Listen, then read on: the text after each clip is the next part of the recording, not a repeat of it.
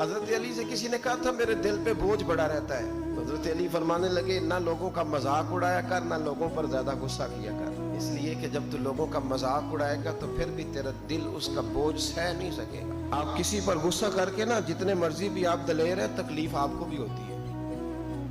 اس نے کہا دل بے چین رہتا ہے، تو یہ نسخہ میرے مولا کائنات کا، شیر خدا کا یاد رکھنا۔ آپ فرمانے لگے اگر تو اپنے دل سے بوجھ اتارنا چاہتا ہے تو یاد رکھ، اچھی طرح یاد رکھ۔ آپ فرمایا کرتے اچھی طرح یاد رکھ کہ کسی کا مذاق اڑائے گا تو پھر بھی تیرا دل بوجھ نہیں سہ سکے گا، اور اگر تو کسی شخص پر غصہ کرے گا تو تیرا دل اس کا بھی بوجھ، اپنے دل میں نہ کبھی کسی شخص پر بیجا غصہ کرے اور نہ کبھی کسی شخص کا مذاق اڑائے، دل صحیح رہے گا۔